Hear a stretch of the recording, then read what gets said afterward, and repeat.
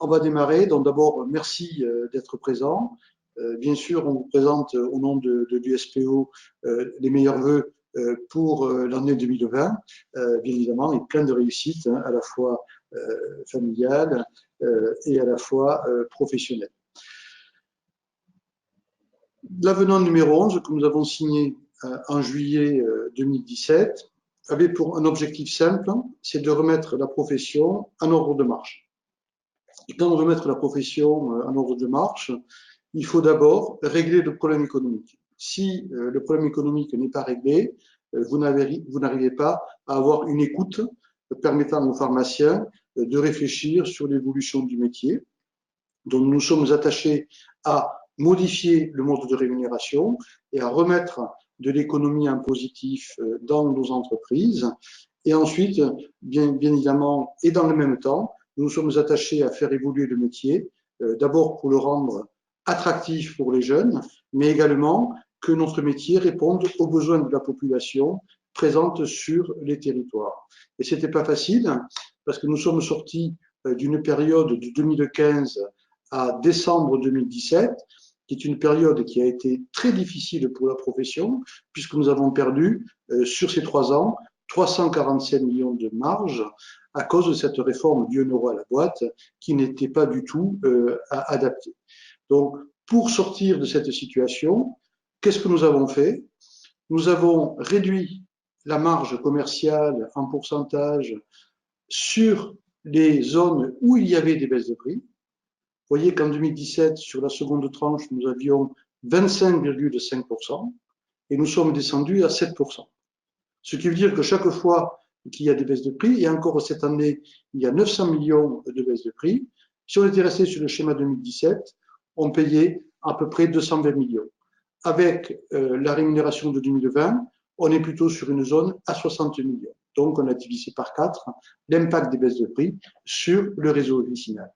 Et bien évidemment, on a compensé cette baisse de marge commerciale par la création d'honoraires, mais qui sont des honoraires qui sont liés à l'acte de dispensation. Indépendant des prix, indépendant des volumes. L'honoraire de dispensation de 50 centimes par ordonnance, l'honoraire pour médicaments spécifiques à 2 euros par ordonnance et qui maintenant est passé à 3,50 euros, et l'honoraire lié à l'âge, qui était à 50 centimes et qui passe au 1er janvier 2020 à 1,55 euros. Et l'honoraire pour médicaments complexes, qui était à 50 centimes, lui, qui a baissé à 0,30 et on va vous expliquer pourquoi. Par contre, l'honoraire à la boîte de 1 euro est toujours présent.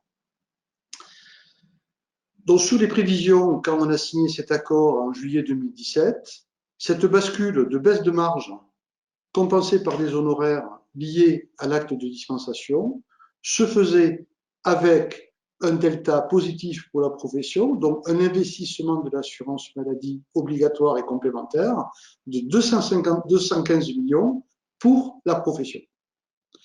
Quand on a fait le bilan mi-2019, donc à moitié de la réforme, eh bien on s'est aperçu que ça surperformait. Et pas de peu. On se retrouvait avec un plus dans la rémunération qui était de 150 millions supplémentaires, donc 365 millions.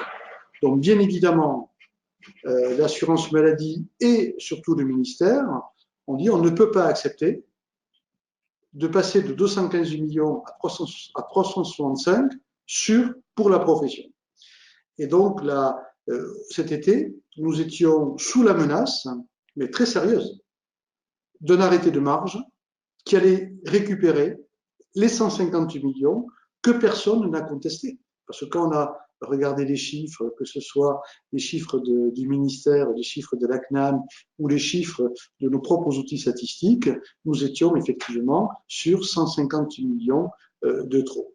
Donc l'objectif, c'était d'éviter qu'une décision arbitraire vienne balayer la négociation que nous avions faite en 2017, et c'est pour ça que nous avons négocié l'avenant numéro 19, et Pierre va vous expliquer le détail de cet avenant numéro 19 que nous avons signé le 19 novembre. Donc, comme on vous l'a dit, l'avenant 11 avait surperformé de 150 millions d'euros et les pouvoirs publics voulaient reprendre cet argent sous la forme d'un arrêté de marge. Ce qui était pour nous pas du tout concevable. On voulait rester dans le champ conventionnel et rester dans le champ de la négociation. On a réussi lors de l'avenant numéro 19 à faire augmenter le bilan positif qu'avait investi l'État sur la nouvelle convention pharmaceutique de 215 millions d'euros, on l'a fait passer à 295 millions d'euros. Donc on a repris plus de 35% d'argent en plus pour le réseau lors de cet avenant numéro 19. Et on avait le choix de dire qu'il fallait privilégier certains honoraires. Et on a vu que les honoraires qui tiraient l'économie de la profession vers le haut, qui étaient l'honoraire de dispensation, l'honoraire lié à l'âge, surtout l'honoraire de médicaments spécifiques, on ne voulait pas y toucher, il était hors de question qu'on touche à ces honoraires-là. Et on s'est rendu compte qu'un honoraire venait pénaliser notre rémunération, c'était l'honoraire pour ordonnance de 5 lignes et plus. Ce qui va dans le sens de la vie conventionnelle de différentes professions, en particulier celle des médecins, puisqu'ils ont, eux, une ROSP pour moins prescrire et pour lever le stylo. Donc, on voit bien, vous voyez la courbe d'ordonnance de 5 lignes et plus qui chute terriblement sur les années qui s'écoulent, et c'est pas fini. Et mettre notre argent sur un honoraire qui a tendance à diminuer était, à notre avis, pas une bonne chose. C'est pour ça qu'on a voulu privilégier les honoraires qui rapportaient au détriment d'un honoraire qui va de moins en moins rapporter à la profession. Mais on n'est pas resté là au niveau de cet avenant conventionnel. Alors, ça a été certes un gain de 80 millions d'euros de plus pour la profession, mais on a voulu aussi, au niveau métier, redonner une vie aux pharmaciens correspondants. Cette notion qui avait été créée lors de la loi HPST était la possibilité qu'avait le pharmacien, quand il était désigné par le patient, et dans le cadre d'une relation avec le médecin, de pouvoir renouveler des ordonnances, adapter des posologies, et gérer la santé et la vie pharmaceutique et médicale du patient avec le médecin dans le cadre de choses très précises. Mais c'était quand même compliqué. Il fallait faire des dossiers, il fallait les déposer, c'était pas simple. On a, par cet avenant 19, simplifié complètement la notion de pharmacien correspondant avec juste une déclaration du patient en disant « je reconnais que ce pharmacien est mon pharmacien correspondant », comme il va le faire pour le médecin en disant « c'est mon médecin traitant ». Et on va mettre en place tous les systèmes d'accompagnement du patient, de pouvoir renouveler les ordonnances, de pouvoir adapter, par exemple, un INR avec l'AVK avec un INR, ou alors d'adapter même des traitements en fonction des résultats de la biologie ou les résultats de l'exploration des patients. On a aussi voulu simplifier les bilans de médication en balayant la notion d'âge. Il n'y a plus de notion de 65 ans avec ALD ou 75 ans. On a tout ramené à 65 ans, avec ou sans ALD, et ouvert aussi aux patients en EHPAD. Reste encore, ça n'a pas changé, la notion de 5 molécules. Donc 5 molécules. Quand on a un médicament qui est avec deux DCI comme le Coaprovel, ça compte pour 2 molécules. Avec minimum 5 molécules et patients de 65 ans, ouvert à tous pour le bilan de médication. On a aussi simplifié, et ça c'était une demande de votre part, le paiement de ces bilans. On n'est plus payé dans une ROSP à 12, 13, 14 mois, on est payé à la fin du parcours. Quand le patient rentre et commence son bilan, on va toper. Quand il aura fini son bilan avec le pharmacien, on topera et on sera payé pour le patient à la suite de ça dans une FSE. Ce qui a un autre but, c'est de pouvoir aussi suivre le paiement du bilan. On nous a dit, sur tous les bilans que j'ai faits, il y en a pour qui j'ai été payé, il y en a pour qui je n'ai pas été payé, mais je ne sais pas qui, et je ne sais pas comment, et je ne sais pas pourquoi je n'ai pas été payé. Là, vous saurez, puisqu'on va facturer à la fin du parcours. Et on a voulu aussi, et c'était aussi quelque chose que vous aviez demandé, créer l'intervention pharmaceutique. L'intervention pharmaceutique dans le cadre d'une dispensation adaptée, on y reviendra un petit peu plus tard. Donc tout ça, ça a mis un point encore plus important de cet avenant numéro 11. On a encore continué au niveau de la rémunération et au niveau du métier à faire prendre ce virage à la profession qui était nécessaire pour sortir des années qui avaient été compliquées suite à l'avenant du 1 € à la boîte. Quand on voit l'avenant 19, 80 millions de plus pour la profession sur les 3 années qui étaient prévues. l'intervention pharmaceutique qui, pour la première fois, est créée, reconnue et rémunérée pour les pharmaciens. La simplification des bilans de médication et l'inclusion des patients qui sont en EHPAD sans aucune difficulté. La reconnaissance du pharmacien correspondant qui va être un vecteur très très important de la coordination des soins avec les médecins sur les territoires. Quand on voit ces 4 points de l'avenant 19, je regrette que l'unité syndicale n'ait pas été au rendez-vous quand il y a de telles avancées pour la profession. Quand on regarde maintenant le résultat de la réforme qui a démarré le 1er janvier 2018 jusqu'en novembre, puisque là nous avons des chiffres jusqu'en novembre 2019, on voit que les unités continuent de diminuer. On avait perdu 47 millions d'unités sur les 11 premiers mois de l'année 2017. On en a perdu 46,8 en 2018. On en a perdu 53 millions sur les 11 premiers mois de 2019. Le chiffre d'affaires, on sait très bien que ça ne veut plus rien dire, puisqu'avec l'arrivée des médicaments chers, ça peut complètement déstabiliser ou donner l'illusion d'avoir un chiffre d'affaires qui augmente, mais ce qui est important, c'est la rémunération. Et quand on regarde la rémunération, on s'aperçoit qu'en 2017, sur 11 mois, nous avions perdu 141 millions de marge. En 2018, 4,2 millions. Et en 2019, nous avons récupéré 78 millions, alors que le nombre d'unités continue de baisser. Donc on voit bien que la réforme en 2017, c'était une catastrophe. La réforme, la mise en place de l'avenant numéro 11 au 1er janvier 2018 montre en 2018 une stabilisation de la marge. On avait juste réformé la marge. Et en 2019, on introduit des honoraires. Et là, vous voyez une augmentation importante de la rémunération malgré la chute des unités. Et pour bien comprendre ce qui se passe, vous voyez sur la gauche de votre écran, vous avez l'ancienne réforme du 1 euro à la boîte. On perdait 86 millions de boîtes, ce qui avait pour conséquence de perdre 84 millions d'honoraires, donc liés au 1 euro à la boîte.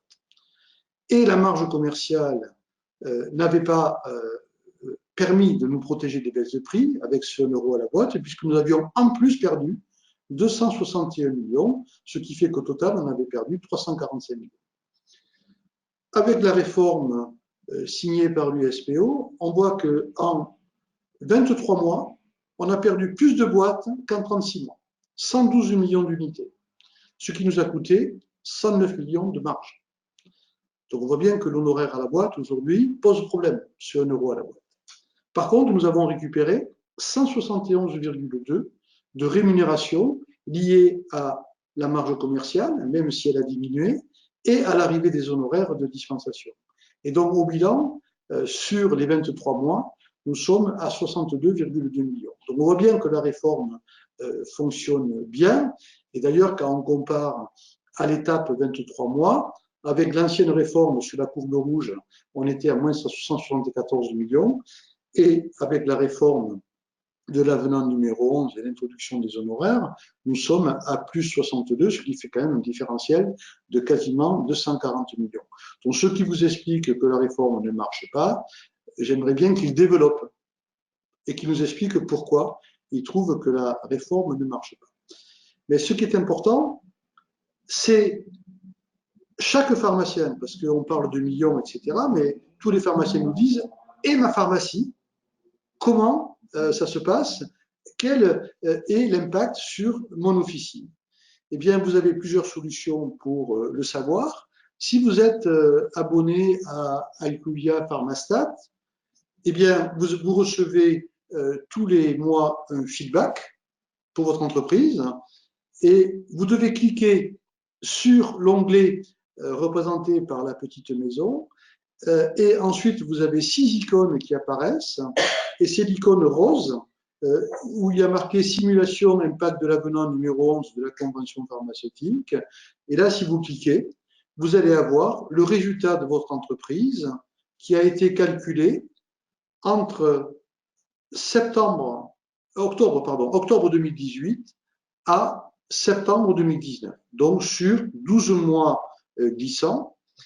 Et sur cette activité, donc toujours la même activité, Alcuvia fait la simulation avec la marge de 2017, ce qui est la première colonne à gauche, avec le résultat de votre entreprise, là, en l'occurrence, 287 000 euros.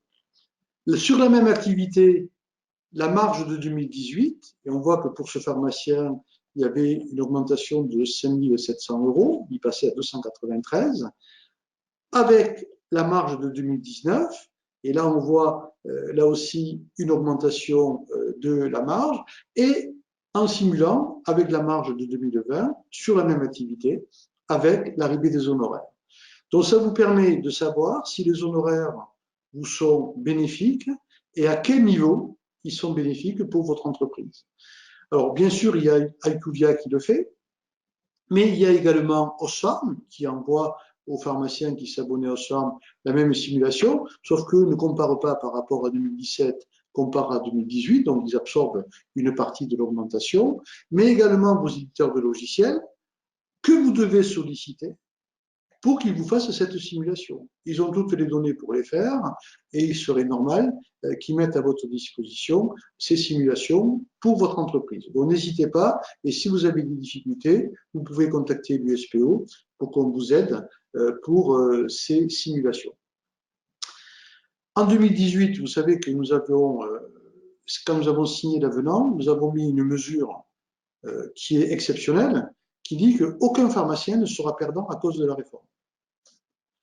Donc, ça va s'appliquer pour la réforme en 2018, en 2019 et en 2020.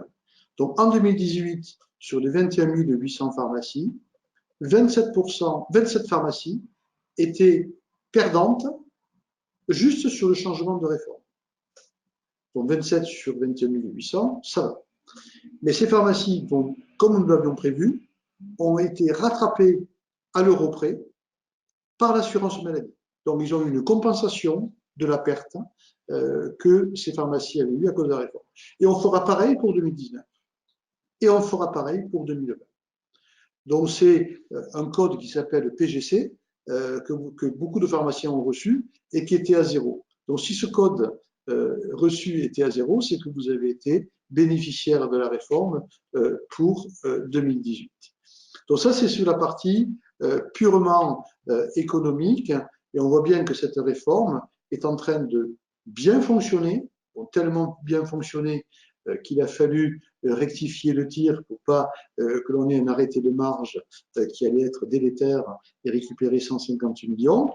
Donc, nous sommes sur la bonne voie sur la partie économique. Et quand vous avez vos bilans, les bilans de cette année correspondent à l'activité de 2018. Ceux de 2018 n'étaient pas très bons, parce que ça correspondait à l'année 2017.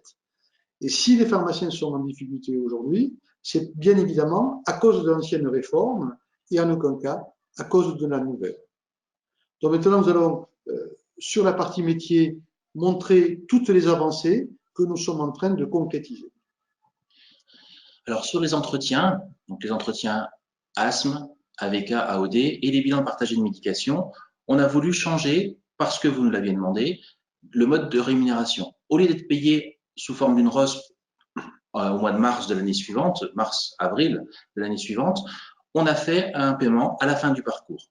Donc, on va créer un code traceur permettant de dire pour le patient X, on entre dans un entretien ou dans un bilan partagé de médication, et puis, après avoir fini le travail de l'entretien et des bilans, on clôture le parcours et on est payé sous la forme d'une FSE. C'est ce qu'on vous disait tout à l'heure, ça a l'avantage d'être payé tout de suite. Et deuxièmement, de savoir si on n'est pas payé, pour qui on n'a pas été payé, tout de suite, tout de suite. Les autres points aussi que l'on veut développer, donc la vaccination. La vaccination grippe, c'est un réel succès. C'est à peu près 30-35% de vaccination, de doses vaccinales délivrées par la pharmacie qui ont été injectées par le pharmacien.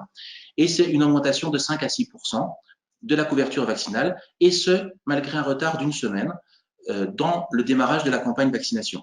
Cette semaine-là a décalé le démarrage de la vaccination grippe et a vraiment impacté dans le temps, mais on s'est rendu compte que malgré ça, on avait plus délivré de vaccins et on est à peu près en avance de 5 à 6% en moyenne. La prévention et le dépistage, ce sont deux choses qu'il va falloir que la pharmacie prenne en charge et développe. À l'image de ce qui a été fait en Corse dans le dépistage du cancer colorectal, où on s'est rendu compte que si le pharmacien prenait en charge le kit du cancer, de dépistage du cancer colorectal, il y avait un véritable suivi qui était fait et une adhésion bien plus forte par les patients, ce qui avait permis de faire un dépistage beaucoup plus précoce et beaucoup plus fort du cancer colorectal. Donc, à cette image-là, il faut qu'on développe la prévention et le dépistage. Les TROD. Alors, les TROD, on va avoir un retard parce que, comme tout acte, quand il est signé, il y a un délai d'à peu près 6 mois pour qu'il se mette en place et on ne peut pas le faire avant. Donc, on va avoir dans la prise en charge des TROD un retard d'à peu près 5 à 6 mois. Le TROD, c'est vraiment la machine à lutter contre l'antibiorésistance.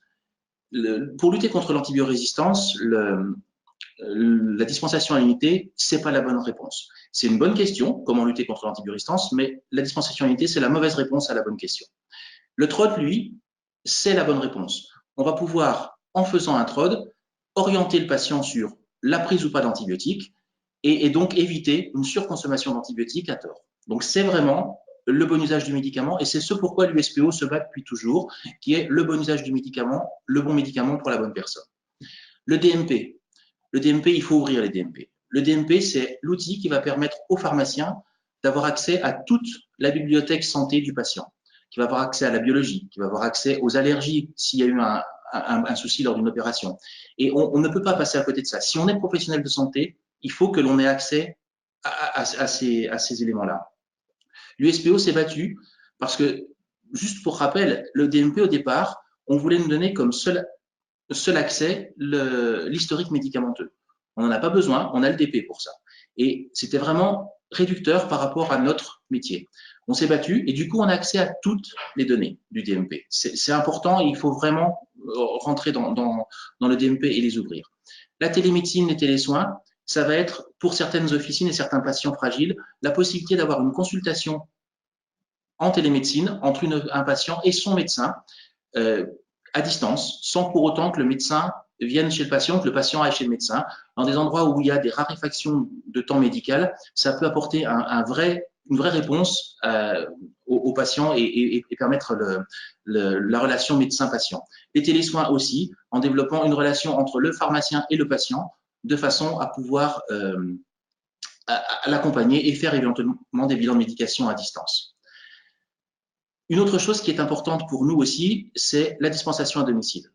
La dispensation à domicile, c'est le portage de médicaments, certes, mais c'est aussi l'explication du traitement au patient à son domicile parce qu'il ne peut pas venir forcément à la pharmacie. Ça passe aussi par la PDA dans certains cas et on va se battre pour que ces actes soient reconnus et pris en charge et qu'on ait une rémunération pour ça. Une autre chose importante pour l'USPO, c'est la simplification des règles de prescription. Aujourd'hui, il y a trop de règles. Et les règles font qu'on est perdu. Les médecins sont perdus dans la prescription et nous aussi. Et du coup, les règles de prescription, elles sont bonnes quand elles apportent quelque chose. Quand elles noient et quand elles nous rendent des choses complètement impossibles et incompréhensibles, ce n'est pas des bonnes règles, il faut les revoir. Donc, on a commencé des réunions avec les pouvoirs publics, avec la CNAM, pour les simplifier. On est en train de discuter là-dessus et le but, c'est d'être vraiment vu comme un professionnel de santé et de pouvoir dispenser nos médicaments à nos patients en ayant des règles qui soient plus faciles, plus claires et qu'on pourra être amené à respecter. Sur les autres points, le pharmacien correspondant, Pierre en a parlé tout à l'heure, hein, vraiment c'est une véritable stratégie d'organisation de l'intervention du pharmacien autour du patient dans le cadre d'une équipe de soins. Donc c'est le renouvellement des traitements, le décret va être soumis à notre discussion la semaine prochaine. Et donc, ce qui était important dans cet avenant 19, c'est que la CNAM enregistre ce pharmacien qui va être désigné par le patient, parce que ce pharmacien va pouvoir faire des choses supplémentaires pour accompagner le patient dans sa pathologie chronique ou dans son grand âge. Et donc, ça va être un facteur de meilleure organisation, de meilleure fluidité entre un temps médical qui se raréfie et un pharmacien qui doit accompagner des patients chroniques. Et ça va être énormément utile en milieu rural, puisque ces pharmacies qui parfois voient disparaître leurs médecins pourront, dans le cadre des communautés professionnelles de territoire de santé, s'organiser pour que ces patients puissent être suivis et leur permettre de rester au village, même s'ils sont un petit peu âgés et s'ils sont malades, parce que derrière, le pharmacien va pouvoir, en coordination avec le médecin et avec l'infirmière, les suivre et les accompagner et rendre leur prise en charge complètement sécurisée, même si ils sont éloignés d'un médecin. Donc ça va être une véritable stratégie et c'est pour ça qu'on voulait le mettre dans l'avenant numéro 19 pour ne pas prendre de retard. Tout ce qui concerne la médication officinale et les soins non programmés sous protocole. Ça, c'est une véritable stratégie de l'USPO depuis très très longtemps. Ce que l'on dit, c'est que quand on rentre chez un pharmacien, on n'est pas en automédication. On est déjà dans un parcours de soins. On va voir son pharmacien, celui que l'on connaît, qui connaît votre pathologie, qui connaît vos antécédents, qui connaît votre famille et qui va pouvoir vous prendre en charge s'il n'y a pas besoin de diagnostic. Donc ça, c'est quelque chose que l'on veut organiser. D'ailleurs, les pouvoirs publics nous aident. Le passage du paracétamol derrière le comptoir, le passage de l'ibuprofène derrière le comptoir, de l'aspirine, sont des signaux très positifs pour dire attention, c'est un médicament. Et on ne banalise pas un médicament. Mais ce parcours de soins, si on veut qu'il soit correctement choisi par les patients, il ne faut pas qu'il soit pénalisé financièrement. Vous avez une mutuelle, vous avez une couverture avec votre assurance maladie obligatoire, vous allez chez le médecin, vous êtes remboursé. Vous allez à l'hôpital, bon, vous attendez 4 heures, mais vous êtes remboursé. Vous allez à la pharmacie, ben, votre mutuelle ne vous sert à rien. Donc, qu'est-ce que vous choisissez? Ben, le parcours remboursé, puisque vous payez, et vous voulez avoir la prestation en échange. Donc, il faut rendre ces parcours à égalité sur le plan financier et le faire prendre en charge par le régime obligatoire ou par le régime complémentaire. Après, ce sera des décisions et des arbitrages. Et donc, bien sûr, inscrire ce conseil dans le dossier pharmaceutique. Ensuite, viennent en plus les soins non programmés sous protocole. Et là, la Haute Autorité de Santé est en train de valider des protocoles pour la prise en charge de la cystite, la prise en charge de la conjonctivite, j'espère bien évidemment des douleurs dentaires avec un abcès, ou en 3-4 questions, sans faire un diagnostic, eh bien, on oriente le patient. Ou on peut le prendre en charge, ou on ne peut pas le prendre en charge. Et de pouvoir délivrer des médicaments qui, jusqu'à maintenant, étaient réservés à la prescription médicale. Ça se passe dans tous les pays, puisque dans tous les pays, il y a du déficit médical et le temps médical est devenu rare et précieux. Donc, il faut pouvoir, à la fois pour les urgences et à la fois pour les soins non programmés, pouvoir nous aussi apporter une réponse quand un patient frappe à la porte de la pharmacie en première intention. Et les tests d'angine, les TROD, c'est le bon exemple. On vient en première intention à la pharmacie. Si c'est bactérien, on l'oriente chez le médecin. Si c'est viral, on peut le prendre en charge sans aucune difficulté. L'intervention pharmaceutique, ce que nous avons signé là aussi en novembre, c'est la première fois qu'on reconnaît une intervention pharmaceutique. Dans tous les pays, tous les pharmaciens, toutes les sociétés savantes se battent pour faire reconnaître, que ce soit en ville ou que ce soit à l'hôpital, l'intervention pharmaceutique. Eh bien, nous avons obtenu de pouvoir le faire reconnaître sur la dispensation adaptée.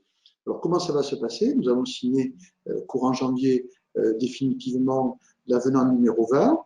Eh bien, chaque fois sur les classes thérapeutiques où la posologie peut être variable, à la fois parce que c'est la lutte contre la douleur et on peut être de 1 à 4 comprimés par jour, ou parce que vous avez des constipations, mais vous n'êtes pas constipé tous les 6 mois, pendant 6 mois, et vous pouvez avoir des épisodes où vous pouvez prendre ce médicament et des épisodes où vous ne pouvez pas le prendre, bien de pouvoir adapter la dispensation à la situation du patient. Et là, d'avoir une rémunération qui nous permette de compenser eh bien, le fait qu'on ne va pas délivrer, tout simplement, et de rendre le modèle compatible avec cette non-dispensation des médicaments. Le dernier point, c'est les communautés professionnelles de territoire de santé. Donc, c'est l'organisation sur le territoire pour répondre aux besoins des patients. comment on fait pour avoir du temps médical disponible, comment on fait pour organiser et se coordonner pour mettre en place la sortie hospitalière et pour que les patients aient le choix, comment on fait pour prendre en charge des patients chroniques, comment on règle les soins non programmés, comment on met en place toutes les stratégies de prévention et de dépistage sur ce territoire. Et ça, j'invite tous les pharmaciens à s'intéresser et même à initier ce débat sur les CPTS, parce que ça va être le modèle d'organisation du territoire où la coordination va être la règle par rapport à des exercices isolés. Donc, quand on regarde cette palette de nouvelles d'évolution de la profession, on voit qu'en moins de 2 ans, nous avons ouvert des pistes avec la reconnaissance du pharmacien comme étant un acteur indispensable sur le territoire et un acteur de la coordination avec les autres professionnels de santé, que ce soit le premier recours, médecin, pharmacien, infirmier, que ce soit sur la sortie hospitalière, sur les dispositifs médicaux.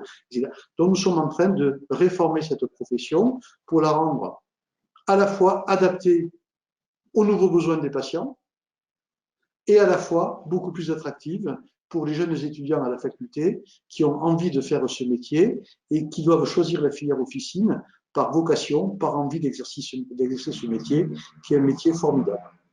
Donc maintenant, on est à votre disposition. Alors je crois que les questions sont en train de tomber et donc on va répondre à toutes les questions. Et n'hésitez pas à en poser, bien sûr, au fur et à mesure.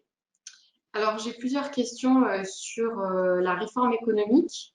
Notamment une personne qui ne comprend pas vraiment le résultat de la réforme, étant donné qu'il a eu un impact négatif en 2017, et donc il s'interroge sur votre réforme. Ouais.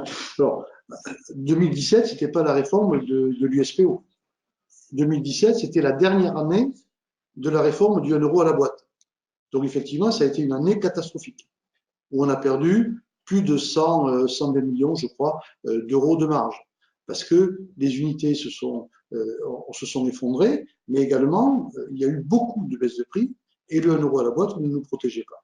Donc, bien évidemment, l'année 2017, c'est l'ancienne réforme. Maintenant, ce qu'il faut que vous regardiez, c'est qu'est-ce qui s'est passé en 2018 avec vos bilans que vous avez eus en 2019 et surtout les bilans de 2020 qui vont intégrer une grande partie de l'année 2019 et de voir si les résultats d'IQVIA, qui est une société indépendante, qui a des données qui sont envoyées par plus de 12 000 pharmaciens, qui les envoient régulièrement. Il y a 14 000 pharmaciens qui envoient les données, 12 000 qui sont exploitables. Ce sont vos données.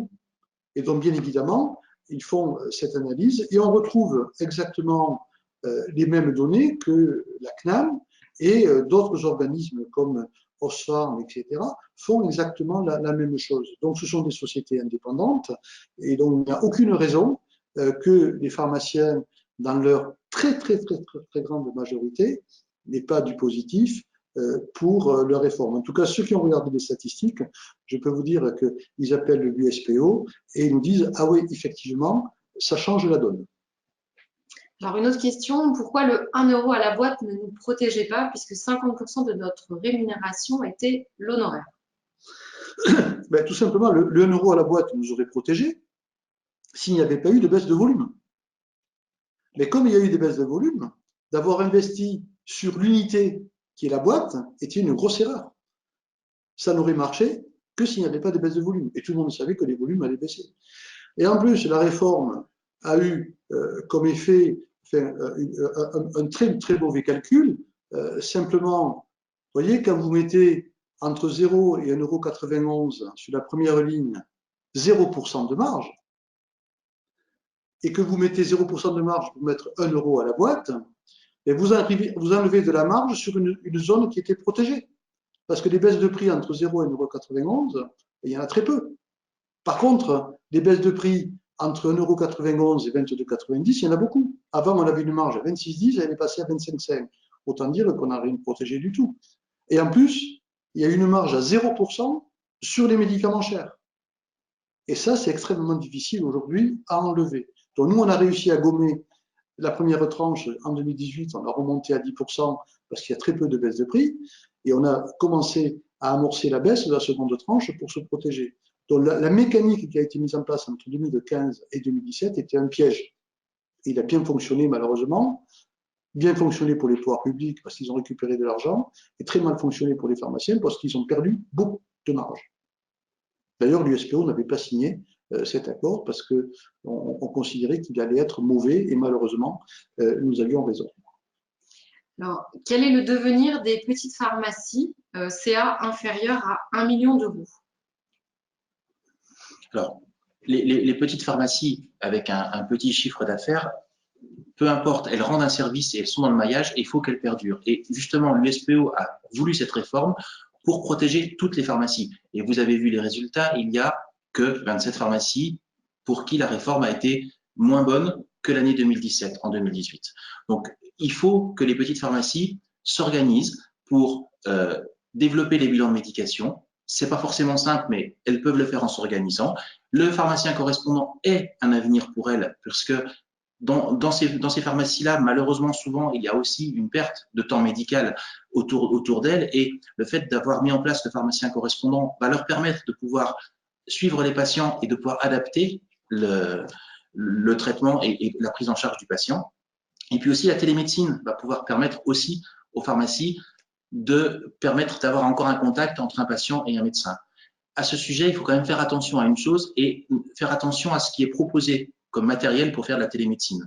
La Convention a défini le matériel nécessaire pour faire un acte de télémédecine. C'est un otoscope connecté, un stéthoscope connecté, un tensiomètre et puis un oxymètre de pouls. Mais ce n'est pas une cabine qui va coûter très cher, tant à l'achat qu'à la maintenance. Et ça, c'est un piège dans lequel certains commerciaux ont voulu faire piéger les pharmaciens. Et malheureusement, certains pharmaciens se sont laissés piéger et c'est un gros souci parce qu'on rentre dans un système qui est un système vraiment commercialement très difficile à équilibrer. La télémédecine, c'est pas ça. On peut la faire avec des matériels qui est beaucoup moins onéreux et permettre encore le maintien d'une relation patient avec son médecin. Juste, je voulais compléter ce que vient de dire Pierre. Moi, je trouve détestable, vraiment détestable, cette campagne qui consiste à dire les pharmacies en milieu rural, c'est une catastrophe, c'est fini. C'est le meilleur moyen, de nouveau, d'abord de cibler un certain nombre de pharmacies, de les rendre peu attractives pour les jeunes. Et si ce message perdure, eh bien c'est quelque chose qui est dramatique pour le maillage territorial, dramatique pour tous les pharmaciens qui exercent dans ces pharmacies et qui cherchent un successeur. Je trouve que ce discours est délétère, à la fois pour ceux qui disent « Ah, le milieu rural, c'est une catastrophe, etc. » Non, le milieu rural, il a son attractivité. Vous avez des patients qui vous adorent, vous avez des locaux plus spacieux, vous avez des coûts à la fois de location et de vie beaucoup plus confortables que parfois sur certaines grandes villes où les loyers sont extrêmement coûteux. Donc, il y a des qualités de vie et des qualités d'exercice en milieu rural. Ensuite, sur le chiffre d'affaires, eh bien, il faut arrêter de dire qu'en dessous de 1,5 million ou 1 million, ça devient invivable, etc. Non. Si la pharmacie est efficace et bien organisée, elle peut bien évidemment vivre. Alors bien sûr, on ne peut pas avoir deux associés. On exerce, il n'y a qu'un seul titulaire, mais il peut avoir des adjoints. Et tout ce qu'on est en train de mettre en place sur l'évolution des services, les bilans de médication, les entretiens, ce sont des choses qui viennent en plus de la réforme de la marge. La marge, aujourd'hui, c'est je diminue la marge et j'augmente les honoraires de dispensation, et ça rémunère mon acte de dispensation. Et vous avez vu que ce n'est pas 215 millions qu'on a rajouté, mais c'est 295 millions. Et après, on cherche des facteurs de croissance. Les facteurs de croissance, comme on l'a dit tout à l'heure, bien évidemment, c'est des services. Ça peut être la dispensation à domicile, ça peut être la PDA, parce que vous avez beaucoup de personnes âgées en milieu rural, et parce qu'elles sont parfois isolées et qu'il faut leur apporter des médicaments. Donc nous, ce qu'on va essayer de négocier, c'est la rémunération de ces services.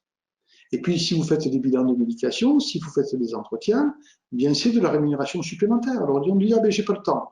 Peut-être qu'il faut s'organiser et regarder ce que vous faites dans votre back-office, qui vous coûte de l'argent et qui ne vous en rapporte pas.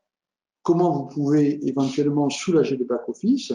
Ça peut être travailler avec des groupements pour gérer toute la partie achat, négociation qui peut être extrêmement chronophage. Et puis ça peut être aussi de travailler avec des outils permettant de gérer le tiers payant qui sont beaucoup plus simples aujourd'hui que d'autres avec des gains de trésorerie. Je vais en citer deux. Voilà, comme ça, on ne pourra pas nous accuser, je dirais, de choisir. Mais l'AGETIP, par exemple, c'est un concentrateur qui est géré par des pharmaciens dans le nord de la France et qui vous permet aujourd'hui de décider d'être payé à J+1, J+2, J+3. Vous envoyez vos télétrans, il vous paye l'intégralité de vos télétrans. Et après, vous avez un portail où vous allez pouvoir gérer les incidents que lui a eus, parce qu'il n'a pas été payé de certaines factures pour le régime obligatoire et de certaines factures pour les régimes complémentaires. Pour le régime complémentaire, s'il y a un incident du style assuré inconnu, bénéficiaire inconnu alors que vous avez la carte, eh bien vous envoyez le scan de la carte à la GTIP et c'est lui qui prend Vivaldi pendant 10 minutes pour récupérer les 3 €, mais lui, il vous les a déjà payés. Donc vous avez une augmentation de votre trésorerie immédiatement, puisqu'il vous paye l'intégralité de ce que vous avez envoyé. Vous signalez et vous lui permettez d'avoir les réponses sur les incidents et c'est lui qui va les gérer. Et puis, vous avez un truc qui est formidable, c'est que vous n'avez plus besoin de faire de rapprochement bancaire. Vous avez envoyé 5 000 €, ben vous avez une ligne sur votre banque de 5 000 €. Donc, vous n'êtes pas en train de chercher si la SNCF vous a payé, si telle mutuelle vous a payé. Votre relevé de banque, il passe de 10 feuilles par décade à 3 feuilles par décade et vous n'avez plus de rapprochement bancaire à faire. Et le coût pour une pharmacie moyenne de 1,5 million payée à J+3, c'est 600 € par an et pas par mois. Et puis vous avez Osfarm, voilà, qui est l'équivalent de Réseau Pharma, avec des coûts moindres, qui apporte aussi un service équivalent à celui de Réseau Pharma. Donc vous avez le choix. Et ça vous fait gagner beaucoup de temps. Et ça vous dégage du temps pour justement mieux vous organiser et pouvoir faire des services qui, eux, deviennent rémunérateurs. Donc non, arrêtez d'avoir de la sinistrose parce que vous êtes un milieu rural.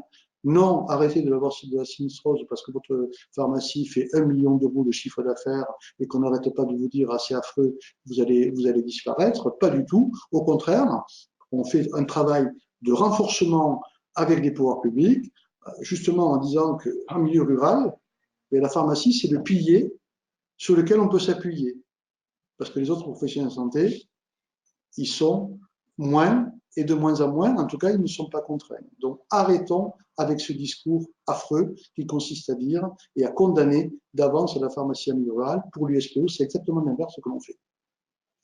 Alors, une question sur l'économie. Nous subissons des changements de prix de façon intempestive. Nous n'arrivons plus à suivre. Nos logiciels sont souvent à la traîne. Conséquence, en plus de la perte sèche en valeur absolue, on subit des rejets à l'appel. Comment l'USPO lutte contre ce phénomène? Bon, pardon, je n'ai pas entendu sur les rejets. Avant les rejets, c'était quoi? C'est les baisses de prix intempestives et nous n'arrivons plus à suivre et nos logiciels sont souvent à la traîne. Alors, c'est vrai que nous avons eu une réunion cet après-midi avec les éditeurs de logiciels. Justement, pour parler de ces problèmes de fichiers du ministère, du Comité économique et des produits de santé et de la CNAM, qui parfois ont des décalages dans la mise à jour, à la fois des baisses de prix, de la LEPP, etc. Donc, nous sommes en train de travailler avec les éditeurs de logiciels et la CNAM pour mettre plus de fiabilité et éviter les incidents. Bon, sur les baisses de prix, elles sont paramétrées avec un délai d'écoulement d'environ 50 jours. Donc, ça laisse le temps de mettre, je dirais, avec un cadencier permettant d'avoir cette information et d'être très attentif, de ne pas surcharger votre pharmacie sur des produits qui vont baisser. Mais vous voyez, cet après-midi, ce qu'on a dit aux éditeurs de logiciels, bon, ça, c'est de la responsabilité du ministère sur la fiabilité du fichier médicaments et dispositifs médicaux. Mais ce qu'on a demandé aux éditeurs de logiciels, c'est de nous aider sur les bilans de médication et sur les entretiens pharmaceutiques. Ils doivent nous aider à recruter des patients, à savoir combien de patients seraient éligibles au bilan de médication.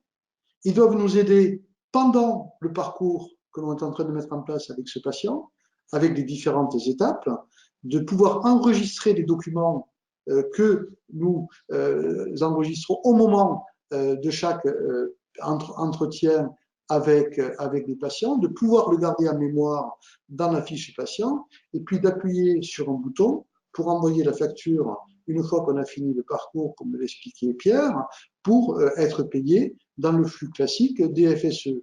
Donc on leur a fait comprendre qu'il y en avait assez de ne pas avoir ce type d'informations parce que c'était quelque chose qui nous retardait dans la possibilité de motiver l'équipe officinale, de motiver eh bien, le jeune adjoint, de motiver l'étudiant qui est en stage pour recruter des patients, pour pouvoir faire ces entretiens qui sont parfaitement utiles et parfaitement adaptés à la situation de chaque patient. Donc oui, vous avez raison, il faut que les éditeurs de logiciels accompagnent l'évolution de notre métier en étant beaucoup plus proactifs que ceux qui le sont actuellement. Alors bien sûr, ils nous expliquent qu'ils ont une grosse charge de travail parce que chaque fois, les cahiers des charges évoluent, etc. Oui, oui, oui. Mais bon, n'empêche que quand le métier évolue, eh bien, il faut que notre outil informatique soit en avance par rapport à ces évolutions. Et d'ailleurs, nous les avons alertés sur les nouvelles interventions pharmaceutiques, sur les codes traceurs, sur l'IP, les entretiens, etc., pour pas qu'ils soient pris au dépourvu. Alors, ils ont parfois des excuses, hein, parce que la réforme sur le non substituable, ils ont fait comme nous, hein, parfois ils ont attendu le 24 décembre pour avoir les dernières informations, pour pouvoir vous communiquer, nous, comment ça allait se passer, et eux, de faire les derniers réglages avant les envois de mise à jour de vos logiciels. Donc, ce n'est pas toujours facile pour eux, mais bon, voilà, il y a des priorités, il ne faut pas passer à côté. Alors, des questions peut-être sur la dispensation adaptée. Les gens s'interrogent. Je voudrais comprendre comment ça va se passer, comment ça va se mettre en place, quand, comment vous serez payé, et est-ce que ça concerne uniquement les antibiotiques? Alors non, la dispensation adaptée telle qu'on l'a prévue avec l'assurance maladie, donc on va avoir l'avenant à signer là, dans les 15 jours à venir, ça se mettra en application en juillet. Alors comment ça va se passer? On a choisi une dizaine de classes thérapeutiques qui sont des classes thérapeutiques où les médicaments sont à posologie variable. La douleur, l'inflammation, l'œil sec, les bains de bouche, la constipation, diarrhée. Donc, chaque fois que vous n'allez pas délivrer l'intégralité du traitement à la posologie maximum, à la ligne, vous allez mettre une intervention pharmaceutique, c'est-à-dire un code traceur qui va être avec une valeur qui est de 10 centimes, mais c'est la valeur pour que l'assurance maladie ait l'information. Il ne peut pas y avoir de code de traceur à zéro. Mais 10 centimes n'a rien à voir avec la rémunération du pharmacien. Donc, vous allez, pendant toute votre année, à partir du mois de juillet, chaque fois que vous n'allez pas dispenser l'intégralité du traitement à la ligne ou pas du tout le traitement quand, par exemple, le Movicol, le Macrogol n'est plus nécessaire pour le patient, vous allez toper une IP. Ensuite, on va regarder les économies qui vont être effectuées sur ces classes thérapeutiques. Est-ce qu'il y a 200 millions de moins, 300 millions de moins? Et en fonction des économies qui seront réalisées, on va se les partager avec l'assurance maladie. 55% pour l'assurance maladie, 45% pour le réseau officinal. Et donc, s'il y a 100 millions d'économies réalisées, eh bien, on va le diviser par le nombre global d'interventions pharmaceutiques qui auront été réalisées et ensuite, on le déclinera pharmacie par pharmacie parce qu'on aura le topage de chaque pharmacie avec son intervention pharmaceutique. Donc, c'est simple, c'est une somme à diviser par le nombre d'IP global et à remultiplier par le nombre d'IP par pharmacie. Et bien sûr, ça ne peut être qu'une ROSP, parce qu'il faut attendre d'avoir évalué les économies pour pouvoir les redistribuer. Donc voilà le système. Donc en gros, c'est quoi? C'est de dire, premièrement, le pharmacien, il doit être le garant de la juste dispensation des médicaments. Et l'objectif, c'est bien de le décrocher des volumes et de le décrocher des prix. Et donc là, on nous fait confiance en disant, écoutez, jouons la partie parce que c'est important d'associer le pharmacien à la juste dispensation et d'être rémunéré pour faire ce travail, au lieu d'être pénalisé comme on l'est aujourd'hui, comme vous ne dispensez pas l'intégralité du traitement, parce que le patient n'en a pas besoin, ou parce que vous lui avez dit que sur tel médicament, comme le tramadol, eh bien surtout n'en prenez pas la posologie maximum, parce que vous êtes âgé et que ça vous pose un problème. Donc, montez graduellement et vous n'avez pas besoin forcément d'avoir toutes les boîtes. Donc ça s'appelle un vrai travail pharmaceutique. Et après, ce qu'il fallait faire, c'est trouver le moyen pour que, économiquement, le pharmacien soit incité à le faire et s'y retrouve, et donc en gros d'être payé pour ne pas dispenser. Et voilà une énorme avancée sur l'avenant digital. Alors j'ai également des questions sur la dispensation sous protocole, notamment le fait qu'on en ait déjà parlé dans la presse, savoir si c'est déjà autorisé, savoir si ça sera pris en charge par la CPAM, comment ça va se mettre en place, est-ce qu'il y aura un code acte, etc. Alors, effectivement, la presse s'y est beaucoup intéressée. Je dirais tant mieux. Si les journalistes de la presse, si les journalistes de la presse généraliste s'intéressent à ces évolutions, ça montre bien que l'évolution du métier arrive sur l'ensemble de la population. Et donc ça, c'est intéressant. Alors bien sûr, ils ont toujours tendance à un petit peu anticiper. Les protocoles sont en train d'être écrits et sont à la validation à la Haute Autorité de Santé. Ces protocoles vont permettre aux pharmaciens de dispenser un certain nombre de médicaments, mais la porte d'entrée, c'est la pathologie, c'est la cystite, c'est la conjonctivite, c'est pas je suis autorisé à délivrer tel médicament. Non, non, c'est pas un délistage du médicament, c'est simplement de dire, dans certaines conditions, pour certaines pathologies, et quand le pharmacien aura posé les 3-4 questions qui vont bien pour voir s'il peut prendre en charge ce patient, eh bien, d'être amené à délivrer le médicament qui va parfaitement répondre à ce patient pour qu'il puisse être soulagé. Et ça peut aller sur des antidouleurs de niveau supérieur, alors qu'aujourd'hui on ne peut pas les dispenser. Ça peut aller jusqu'à la dispensation d'antibiotiques comme la cystite. Ça se fait dans tous les pays. Simplement, c'est des protocoles, et ce sont des protocoles nationaux. Alors, bien évidemment, ils seront aussi discutés en local, parce que c'est important que les médecins sachent que vous pouvez mettre en place ce protocole, que le médecin traitant soit averti, que les services d'urgence sachent que vous pouvez faire ce travail aussi le samedi après-midi, parce que tous ceux qui exercent savent que le samedi après-midi, c'est extrêmement difficile de trouver un médecin pour une cystite. Et bien sûr, il faudra qu'il y ait une rémunération au-delà de la dispensation, parce que derrière, il y a une prise en charge, il y a une orientation du patient, et tout ça va se négocier avec l'assurance maladie obligatoire et l'assurance maladie complémentaire. Donc, le calendrier, ça va être, allez, on va dire avril-mai, où on y verra un petit peu plus clair pour cette mise en place. Maintenant, il faut que l'HAS mette ses protocoles, mais je sais qu'ils y travaillent et qu'ils n'ont pas pris de retard. J'ai des questions également sur les bilans partagés de médication et les entretiens pharmaceutiques. Vous avez parlé d'une simplification. Quand est-ce qu'elle se mettra en place? J'ai également une question assez pratico-pratique, puisqu'il faudra ressaisir les bilans de 2019. Que se passera-t-il si, entre-temps, le patient est décédé? Alors, donc oui, on a eu conscience de ça, du décès du patient qui aurait pu être entre 2018 et 2019, enfin en 2019 décédé.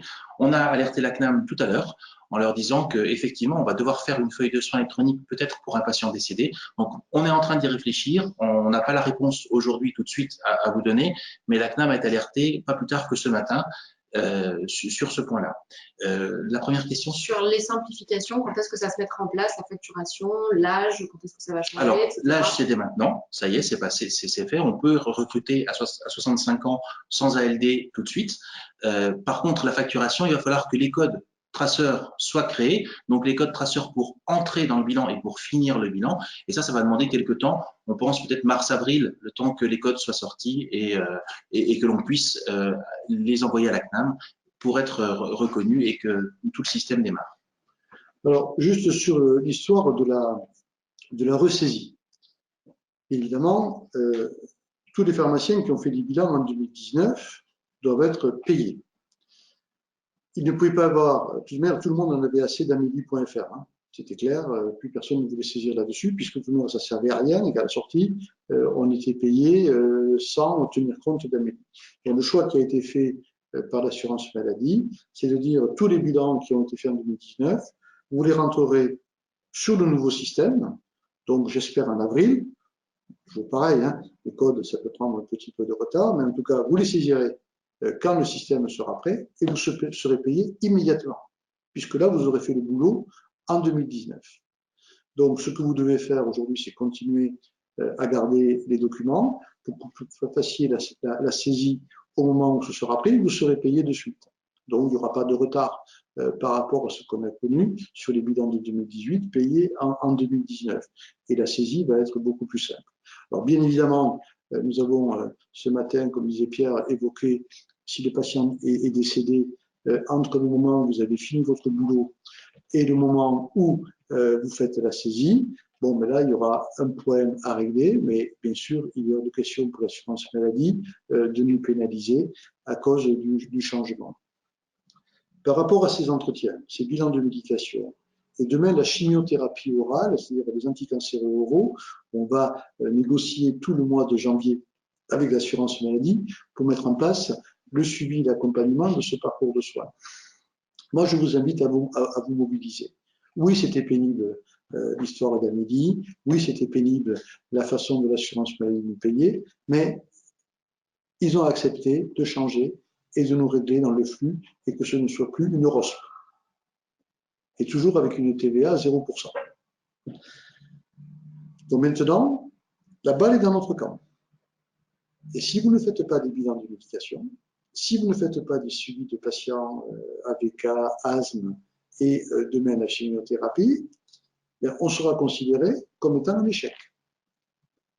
Et ne vous inquiétez pas, nous avons déjà les infirmiers en pratique avancée, les pharmaciens hospitaliers, d'autres acteurs qui sont prêts à le faire à notre place, au vu de la rémunération qui est proposée aux pharmaciens. Donc ne passez pas à côté à la fois de ce besoin des patients, parce qu'ils ont besoin d'être accompagnés sur des traitements qui sont parfois compliqués, qui sont lourds, avec un temps médical qui est devenu plus rare. Et en plus, c'est un facteur de croissance, puisque derrière, ce travail est rémunéré.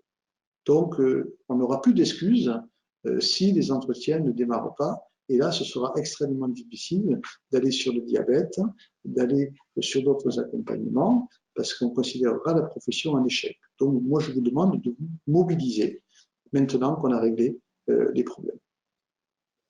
Alors, pour changer de sujet, peut-être un peu sur les TROD, j'ai eu pas mal de questions sur le fait que les TROD devaient être réalisés, vous l'avez dit, en début d'année, et que ça avait été changé. Quand est-ce que ça sera mis en place? Quand est-ce qu'ils pourraient le proposer? Est-ce qu'ils pourraient le proposer déjà aujourd'hui sans prise en charge? Alors, oui, comme on vous l'a dit, l'application de la rémunération des TROD va prendre un peu plus de temps, elle va être décalée dans le temps, en mars-avril à peu près aussi. D'ici là, on ne peut pas être rémunéré des TROD que l'on fait. Par contre, rien n'empêche de les faire. On en a la possibilité, mais ce sera gratuit pour l'instant. Par rapport à la formation, on a eu quelques questionnements dans la vie de tous les jours sur la formation liée au TROD. Même si elle n'est pas obligatoire aujourd'hui, elle est quand même vivement conseillée. Donc, je pense qu'il faut mettre les choses dans l'ordre, se former, et après, on pourra faire les TROD, on peut les faire dès maintenant. La rémunération, elle attendra avril à peu près que les codes soient créés pour les transmettre à l'assurance maladie. Alors, vous avez répondu à une question, comment aura lieu la rémunération? Donc ça, c'est bon. Et quel collaborateur pourra effectuer ces TROD? Alors, au jour d'aujourd'hui, c'est un acte pharmaceutique. Donc, seuls les pharmaciens peuvent faire l'acte du TROD. Après, à nous de voir comment on peut faire évoluer les choses si on a le souhait pour que nos collaborateurs puissent le faire. Mais pour l'instant, seuls les pharmaciens peuvent faire le TROD. Juste sur le TROD, ce qu'il faut il faut bien prendre conscience d'une chose, c'est que nous avons obtenu que le TROD ne soit pas uniquement prescrit. Si il y avait deux possibilités. Le patient va chez le médecin n'a pas le temps de faire de TROD et il prescrit sur ordonnance tel antibiotique à délivrer si le TROD est positif chez le pharmacien. Donc cette situation existe, bien évidemment, mais elle n'était pas suffisante. Nous avons obtenu la possibilité qu'un patient vienne en première intention à la pharmacie, en fonction des questions que nous allons lui poser et le score de Mac-Isaac, pouvoir lui faire ce test, et s'il est positif, le renvoyer chez le médecin en disant voilà, et je vous renvoie chez le médecin avec le résultat du test et le score de Mac-Isaac, et après le médecin prendra sa décision de prescrire tel ou tel antibiotique, mais également d'avoir un résultat négatif et de le prendre en charge. Et d'être rémunéré. C'est-à-dire on devient prescripteur du test, et l'assurance maladie à 6 €, et l'assurance maladie l'a fait, parce qu'elle sait très bien qu'un grand nombre de prescriptions d'antibiotiques pour les angines sont totalement inutiles aujourd'hui. Et on a bien évidemment dans la partie médecin qui va prescrire et ensuite se retrouver à faire un TROD à l'officine avec une prescription conditionnelle d'antibiotiques. C'est aussi une rémunération à 6 ou 7 € en fonction du résultat du test. Si le test est positif et qu'on délivre l'antibiotique, ce sera 6 €. Si le test est négatif, on sera rémunéré à 7 € et on sait que c'est ce 7 € qui pourrait être revalorisé en fonction des économies réalisées sur l'ensemble des antibiotiques. Donc c'est là aussi la première fois qu'on devient prescripteur d'un test d'orientation avec une initiative du pharmacien et une rémunération. Donc on voit bien que l'environnement pharmaceutique est en train de bouger de façon extrêmement intéressante. Alors, j'ai aussi une question de l'ANEF, l'association des étudiants, sur ce sujet. Comment communiquer sur cette nouvelle mission aux patients? Comment faire pour adhérer le médecin, qui est un vecteur de message aux patients? Alors, je pense que l'information à la fois de l'assurance maladie, à la fois du ministère, à la fois, bien évidemment, des journalistes, mais également des associations de patients, va faire comme pour la vaccination. On peut faire des tests d'angine à la pharmacie, comme on peut se vacciner à la pharmacie. Eh bien, le message, il va falloir qu'il soit bien sûr renforcé, parce que l'objectif aussi, c'est de faire comprendre aux patients que si le test est négatif, eh bien, ce n'est pas l'antibiotique qui va les guérir. Et ça, c'est un message qu'il faut vraiment pousser auprès de la population, parce que certains, vous le savez comme moi, certains patients disent « Oh là, je suis du mariage ce week-end, si je n'ai pas d'antibiotique, je ne vais pas pouvoir assister à ce mariage, alors que c'est viral. » Là, on a un outil qui permet de dire aux patients « L'antibiotique est inutile. » Et bien évidemment, je pense que les médecins qui pouvaient faire ces tests depuis longtemps, mais qui n'ont pas le temps. Aujourd'hui, la consultation, le temps médical est devenu extrêmement compliqué, et de leur demander pendant la consultation de faire un acte de test d'angine qui peut prendre entre 5 et 7 minutes, eh bien, pour eux, c'est impossible à organiser quand la salle d'attente est pleine, et souvent en période d'épidémie. Bon, voilà. Donc, si certains médecins veulent le faire, c'est tant mieux. Si les médecins n'ont pas le temps de le faire, eh bien, les pharmaciens pourront le faire, ou en première intention, ou après passage au cabinet médical. Et là, c'est une véritable avancée. Et comme le disait Pierre tout à l'heure, franchement, ça va faire diminuer l'antibiorésistance. Et c'est pas la paire de ciseaux pour découper les blisters qui va faire vraiment avancer ce dossier. Alors, un autre sujet qui revient beaucoup aussi, c'est la sérialisation. Savoir quand est-ce que ça va se mettre en place, aujourd'hui, demain, est-ce que ça sera obligatoire pour les pharmaciens, comment ça va se mettre en place avec les LGO. Et j'ai également une question un peu plus précise sur le fait qu'une souscription à un abonnement auprès de MVO pour la sérialisation, est-ce que ça sera payant et quel prix? Alors, la sérialisation, c'est un dossier, bon voilà, c'est un règlement européen qui impose de mettre en place des outils pour lutter contre la contrefaçon.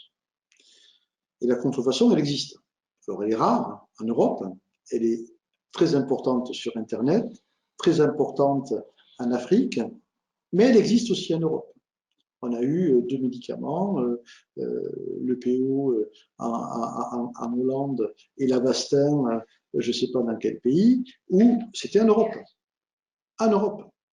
Donc, il faut faire attention en disant, ah non, non, mais nous, on n'est pas concernés, ça n'arrivera jamais. Si ça arrive une fois, c'est la catastrophe. La proposition qui était faite par le règlement européen, c'est de dire, les industriels doivent mettre numéro unique sur la boîte. Alors, quel médicament cela concerne? Que les médicaments à prescription médicale obligatoire, donc le doliprane, par exemple, n'est pas concerné, et l'oméprazole en conseil, parce qu'il y a eu de la contrefaçon sur l'oméprazole en conseil. Donc, voilà les médicaments qui sont concernés. L'industriel va mettre numéro unique dans le data matrix, qui est le numéro d'identité de la boîte. Si cette boîte est vendue 2 fois, eh bien, ça veut dire qu'il y a une boîte qui était susceptible, qui était éventuellement contrefaite, sauf erreur, je dirais, de saisie ou double saisie ou erreur de manipulation. Donc, voilà le principe. L'Europe a voulu imposer que ce soit à la sortie. C'est-à-dire que quand vous êtes devant le patient, eh bien, vous devez vérifier que cette boîte est conforme au moment de la délivrer. Et si elle n'est pas conforme, et qu'elle bip en rouge, et vous ne pouvez pas la donner au patient alors qu'il en a besoin. Et vous prenez votre boîte, vous la mettez dans votre dos, en espérant que le patient n'ait pas vu, et le patient ne comprend pas pourquoi vous ne me la donnez pas, il faut repasser de même, mais vous en avez une. Pourquoi vous ne me la donnez pas? Parce qu'elle est peut-être contrefaite. Là, je vous laisse imaginer la communication qui va se passer dans le quart d'heure qui suit sur la réputation de la pharmacie, en disant, vous savez, dans le pharmacien, il a des médicaments contrefaits. Voilà. Donc, on ne veut pas de cette situation. Nous, l'USPO a proposé que ça se fasse à l'entrée. Le gouvernement français a accepté de le faire dans ce sens. Parce que bien évidemment, ce qui est important, c'est que le patient ait son médicament quand il vient à la pharmacie. Et pas que l'on contrôle juste au moment où le patient en a besoin. Et donc de le faire en back-office. Ce qui nous permet, bien évidemment, de ne plus d'avoir un développement des logiciels beaucoup plus simple, parce que ça n'impactera pas votre façon d'exercer aujourd'hui, que vous exerciez avec automate, sans automate, avec un robot, la gestion des promis, tout ça après ne changera rien, parce que qu'est-ce que vous allez faire quand vous allez réceptionner la commande? Vous allez prendre tous les produits qui sont concernés par la stérilisation et les passer au scanner, boîte à boîte. Pour l'instant, on espère qu'on trouvera des systèmes permettant d'agglomérer l'ensemble de certaines boîtes, notamment quand il y a des standards. Et avant de les ranger dans vos rayons, eh bien, tout simplement, les décommissionner. C'est-à-dire, voilà, cette boîte, elle est chez moi et elle sera délivrée par cette pharmacie et je la décommissionne. Et si vous avez une alerte, eh bien, ça ne sert à rien de la stocker pendant 3 mois dans vos rayons, parce que vous savez que vous ne pourrez pas la délivrer. Donc, on déclenche l'alerte plutôt avec ce système de décommissionnement en back-office. Donc, les éditeurs de logiciels sont en train de finir leur développement. Cela va passer par un connecteur unique, qui est le connecteur de l'ordre des pharmaciens, qui garantit que ces données ne pourront pas être exploitées. Elles sont faites juste pour lutter contre la contrefaçon, elles ne peuvent pas être des outils statistiques, etc. C'est pour ça que le connecteur de l'ordre va garantir l'utilisation, la non-utilisation justement de ces données. Et le coût est à peu près estimé aujourd'hui, alors je ne sais pas s'il est encore fixé, mais le tarif, ce serait de 44 € par an pour les pharmaciens. Sachant que ce coût serait amené à diminuer parce qu'au départ, il y a un investissement important informatique pour mettre tous ces outils en place. Et une fois que les outils sont mis en place, eh bien, il n'y a plus raison de payer un coût de 44 € par an. Donc, pour l'instant, j'ai entendu ce chiffre circuler pas plus tard qu'hier, mais voilà l'ordre de grandeur dans lequel on serait. Restera à régler le problème de la boîte qui est signalée en rouge. Et bien évidemment, puisque vous êtes le dernier à le contrôler, même si vous le faites en back-office, il ne faut pas que cette boîte vous reste sur les bras. Et tout le travail qu'on est en train de faire aujourd'hui, l'USPO, puisqu'on est les seuls à discuter avec les industriels et l'ordre sur ce sujet, c'est de dire ça ne peut pas être à la charge du pharmacien, bien évidemment. Et il faudra que d'autres acteurs prennent en charge ce coût, parce que le pharmacien ne peut pas être, en plus il n'est pas responsable de la contrefaçon, je ne vois pas pourquoi il serait pénalisé financièrement.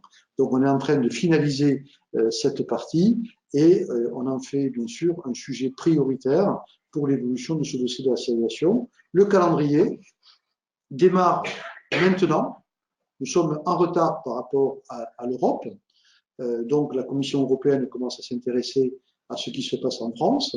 Donc là, l'ensemble des éditeurs sont en train d'être agréés. Vous allez recevoir un courrier de France NMVO qui va vous donner des identifiants pour que vous puissiez commencer à mettre en place tranquillement la sérialisation de vos entreprises. Au départ, vous allez décommissionner, il y aura peut-être des alertes, mais dans un premier temps, ces alertes, comme ça a été fait dans d'autres pays, n'auront pas d'incidence sur la dispensation. Puisque on sait très bien qu'au début, beaucoup de choses sont dans la montée en charge de fausses alertes. Mais ça permet de mettre en place des outils, la procédure interne à la pharmacie, et derrière, une fois que le nombre d'incidents signalés ou faux incidents arriveront, comme dans les autres pays, à des niveaux parfaitement acceptables, à ce moment-là, eh bien, ça veut dire que quand ça clignote en rouge, il y a un risque d'alerte de contrefaçon, ça peut être un incident, et dans les 48 heures, on doit avoir des réponses pour savoir si cette boîte peut poser problème et si elle mérite une enquête avec l'agence du médicament, parce que s'il y a une contrefaçon, bien sûr, derrière, il y a une enquête pour savoir pourquoi un médicament s'est retrouvé dans ce circuit pharmaceutique. Donc, on a essayé de faire, en tout cas au niveau de l'USPO, on a beaucoup travaillé pour réduire l'impact sur l'organisation de votre entreprise. Donc, c'est une opération supplémentaire à la réception de votre commande. Et ensuite, vous ne changez pas votre organisation de votre entreprise. C'est la façon que nous avons trouvée pour avoir un impact le plus faible possible pour les officines, parce qu'on a besoin de s'occuper des patients et pas besoin encore d'alourdir des tâches administratives. Autre sujet d'actualité, la nouvelle réglementation sur le non substituable. Alors, qu'en est-il de la nouvelle législation? Est-elle vraiment effective? Est-elle passée au journal officiel? Après, j'ai plus de questions très précises, donc peut-être une présentation générale. Ouais. Alors, bon, d'abord, le non substituable, nous, enfin, cet article 66 qui met en place ce reste à charge pour le patient si le non substituable n'est pas légitime, nous l'avons combattu. On l'a combattu jusqu'au dernier moment. Parce qu'on considère que cette méthode qui a été mise en place, non seulement ne nous paraît pas bien adaptée par rapport à l'enjeu du non substituable, et en plus, elle nous expose à un risque de TFR généralisé avec des principes qui s'alignent sur le prix du générique, et c'est ce qui est en train de se passer. On a déjà le laboratoire Pfizer et le laboratoire Servier qui n'ont pas attendu très longtemps pour appliquer cette méthode qui est délétère pour l'économie de l'officine, même si, avec la réforme de la marge, l'impact MEG égale MP est beaucoup moindre qu'auparavant. Mais n'empêche que ce n'est pas un bon signal qui est envoyé. Donc nous l'avons combattu, on a perdu l'arbitrage, et donc ce qu'on a fait, c'est qu'on a informé l'ensemble des pharmaciens. D'ailleurs, on a fait cette information à la fois aux adhérents de l'USPO, mais à toute la profession, parce qu'on savait que ça allait être un dossier extrêmement compliqué à gérer. On a voulu faire bénéficier des affiches, de l'information pour les patients, des arbres de décision, pour que vous soyez le 2 janvier le moins embêté possible et ne pas vous retrouver en situation de conflit avec vos patients. Donc, on a donné cette information à tout le monde et d'ailleurs, on a eu beaucoup de retours positifs en remerciant l'USPO d'avoir fait ce travail qui permet à l'équipe officinale d'y comprendre quelque chose dans ce détail. Donc, vous avez vu qu'il y a maintenant 3 critères pour justifier le non substituable par le médecin. La marge thérapeutique étroite, donc les 12 ou 15 médicaments, je ne sais plus qui sont concernés, mais qui sont listés, donc que vous pouvez bien sûr connaître. Donc sur ces médicaments à marge thérapeutique étroite, le médecin peut mettre non substituable MTE justifié, mais le pharmacien peut lui aussi considérer que si le patient est stabilisé avec un princeps, eh bien continue à délivrer le princeps en faisant le tiers payant et sans conséquence économique pour l'assuré. La conséquence économique, quand le non substituable n'est pas justifié, c'est que le médicament princeps, s'il est voulu par le patient, eh bien, il est remboursé sur la base du générique. Et donc, il a un reste à charge. L'autre critère, c'est les médicaments pour les enfants de moins de 6 ans, où on pourrait éventuellement délivrer des médicaments qui ne seraient pas adaptés à la pédiatrie. Franchement, ce critère, moi, j'ai jamais compris pourquoi il l'avait mis en place, parce que ça n'existe pas. On ne voit pas un pharmacien délivrer des médicaments pour adultes à des gamins en demandant à la maman d'écraser des comprimés, quoi. Mais j'ai toujours pas compris. Mais bon, voilà, peut-être que j'ai raté quelque chose, mais en tout cas, on m'a jamais donné d'exemple précis sur cette disposition. Le troisième, c'est les contre-indications formelles liées à la présence dans tous les génériques de la molécule, un excipient inflammatoire, alors qu'il n'est pas présent dans le princeps. On a fait ce travail, on a regardé les 700 et quelques molécules du répertoire, les présentations du répertoire, on en a trouvé, là aussi, une quinzaine. Donc ça veut dire que si le médecin met contre-indication formelle sur d'autres molécules, ça veut dire qu'il ne connaît pas bien le répertoire des excipients inflammatoires.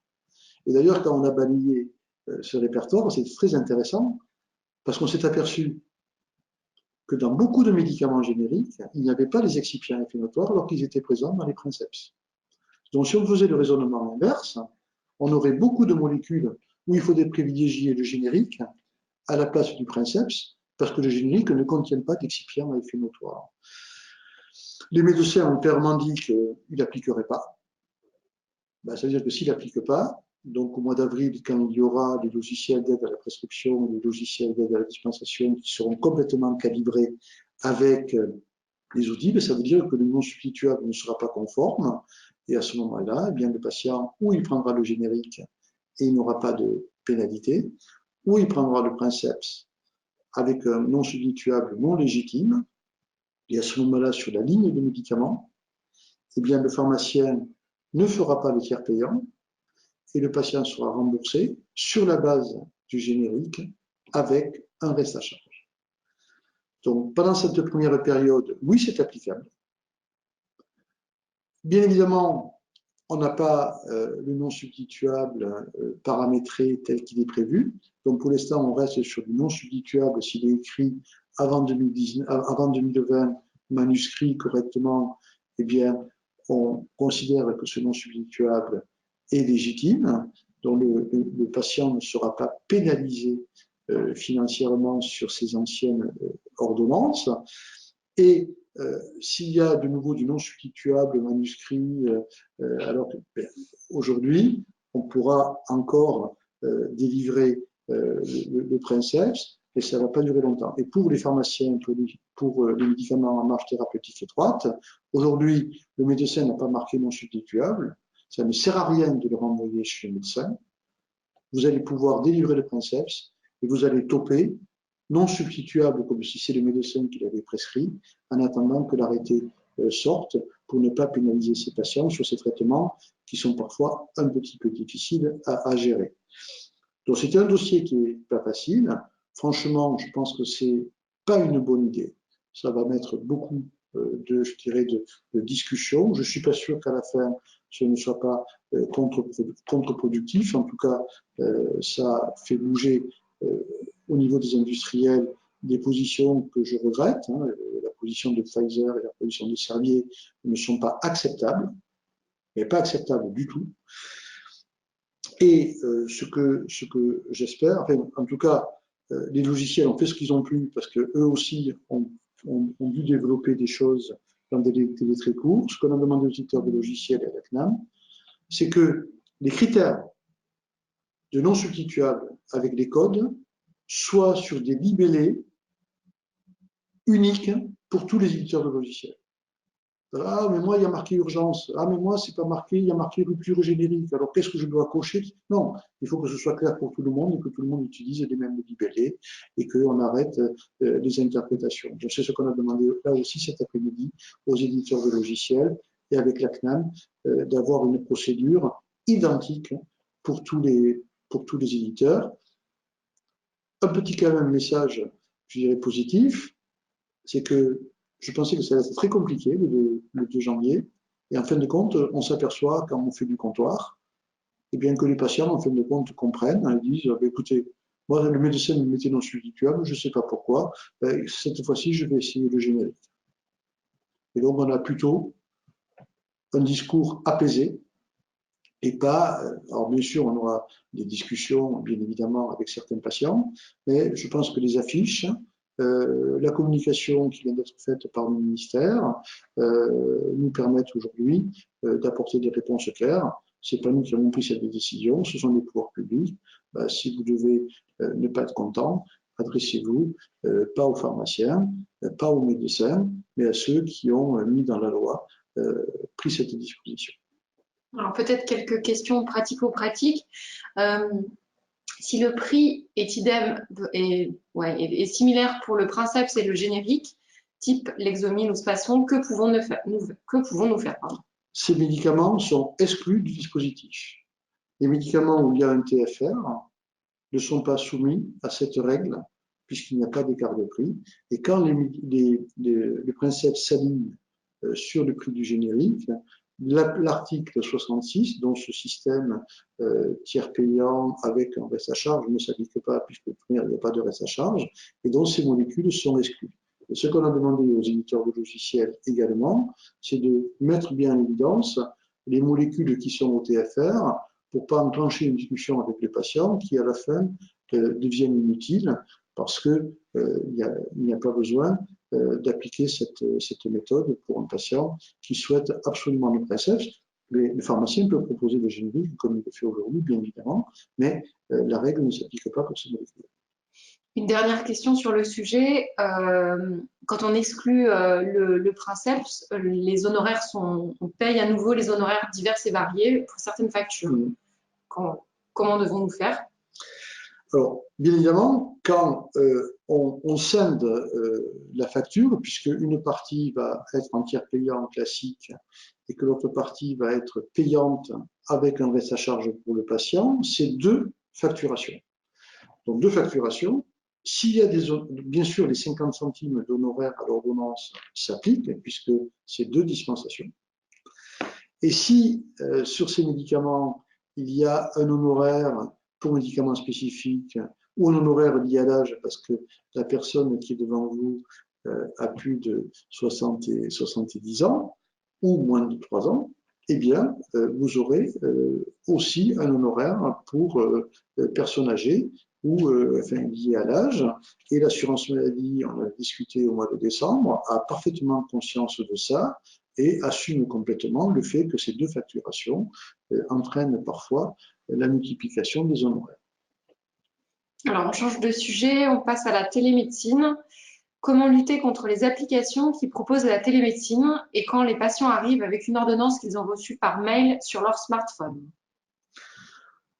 Alors, ce sujet de télémédecine est extrêmement un peu compliqué. Donc, nous, on croit à la télémédecine, mais à la télémédecine organisée sur le territoire.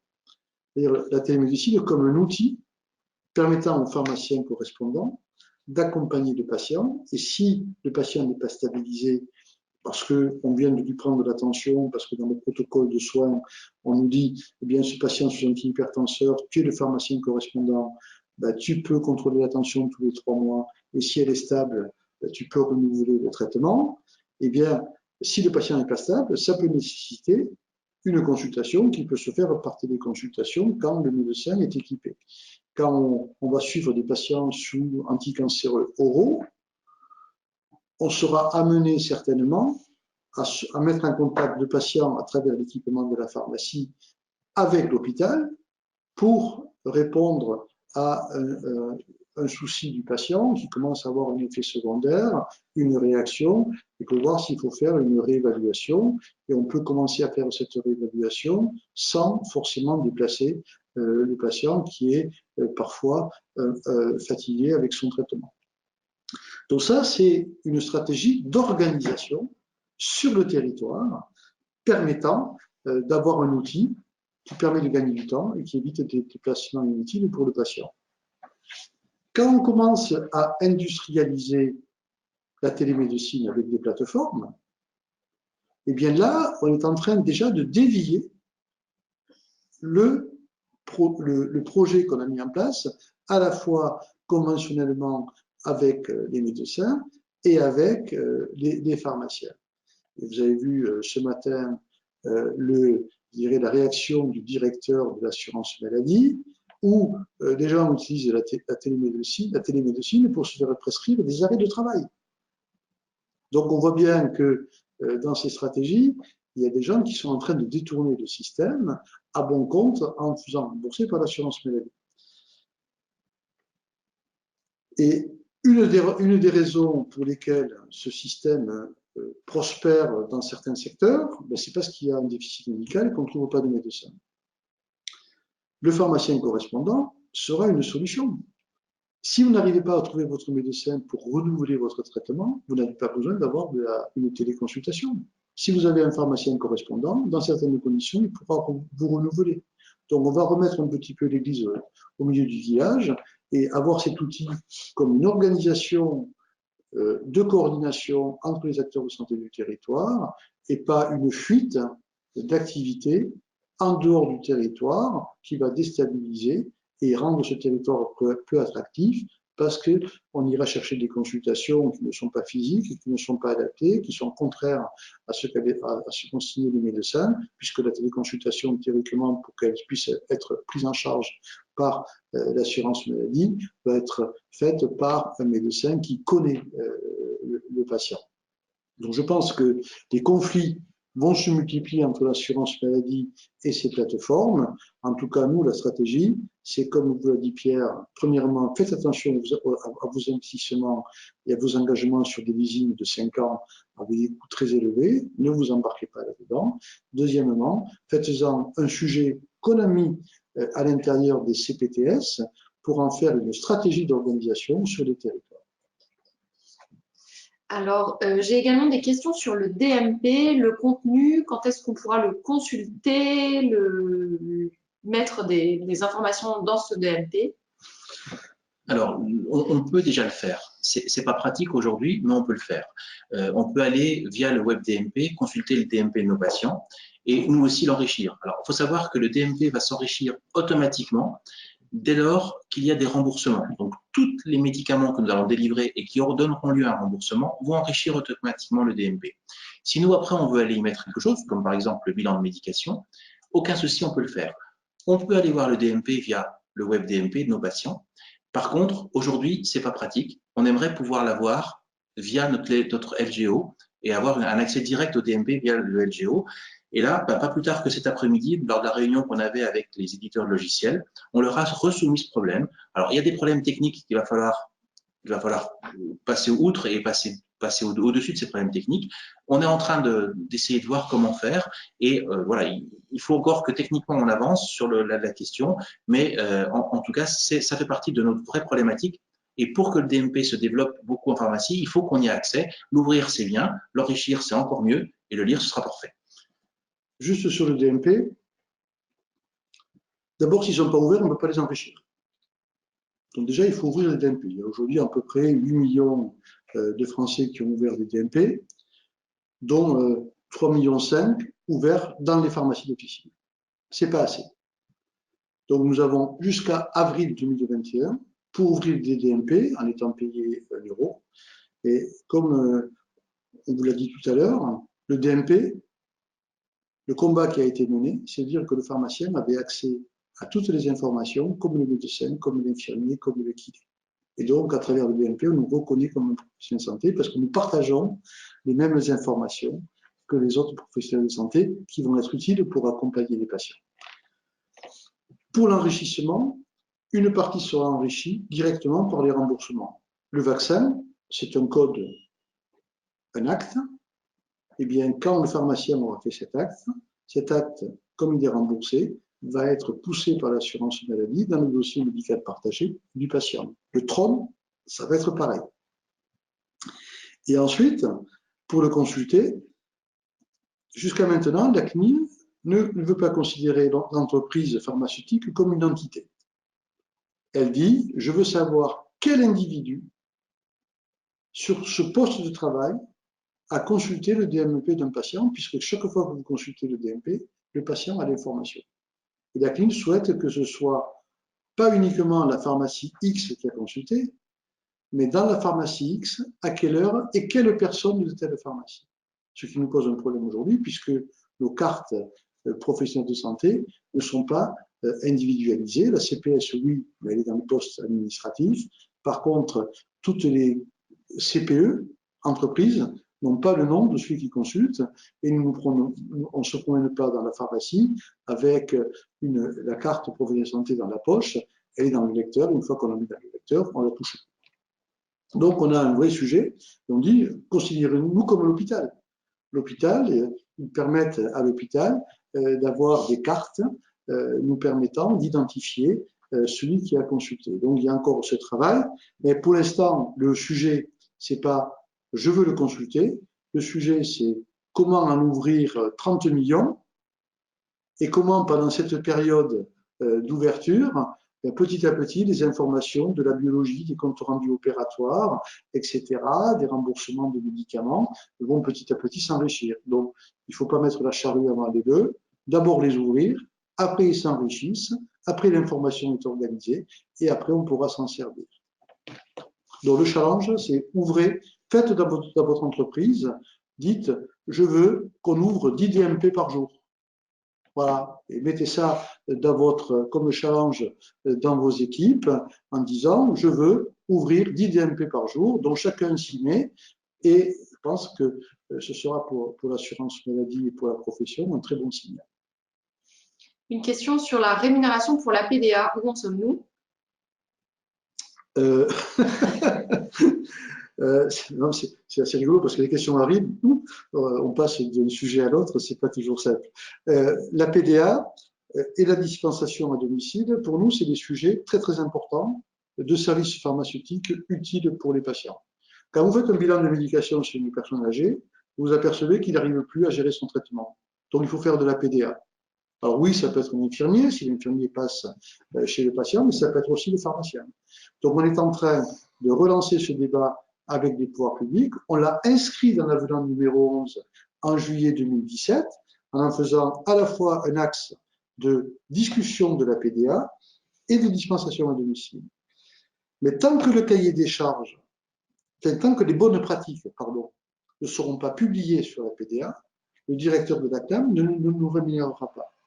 Et donc, on n'arrête pas de dire à la Direction générale de l'organisation des soins et à la Direction générale de la santé de sortir ce cahier des charges de bonnes pratiques pour que tout le monde fasse la PDA dans des conditions de sécurité, avec les responsabilités qu'il y a derrière, sur la qualité de cet acte, pour en faire un acte d'aide pour les patients, d'aide à l'adhésion du traitement et d'aide à l'observance. Et une fois que ces bonnes pratiques seront publiées, eh bien, on pourra discuter avec l'assurance maladie qui a bien compris que c'était un sujet pour nous, pour l'USPO, qui était extrêmement important. Donc, tous les 3 mois, 4 mois, on remet ce dossier sur la table et on essaie enfin de sortir ces bonnes pratiques.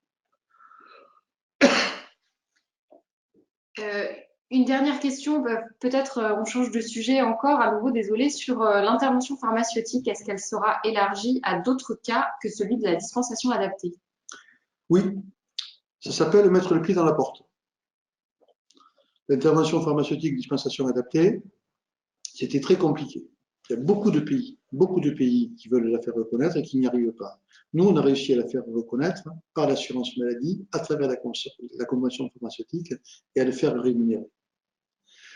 Donc, c'est vraiment on le verra dans quelques temps, un acte majeur de l'évolution de la convention pharmaceutique et du métier de pharmacien. C'est majeur.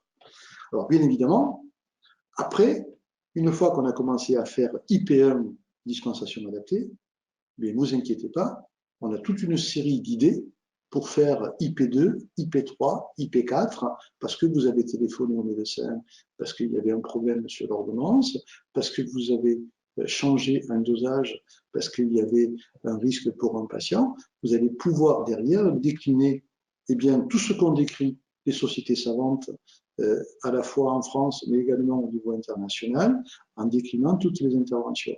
Et tant qu'on n'amorçait pas la pompe, on ne pouvait pas avancer. Et l'intervention pharmaceutique en France, ça date de 2003. Donc en 2019, l'USPO le concrétise et le rend applicable sur le terrain. Ben, c'est une énorme avancée. Alors, on change encore de sujet.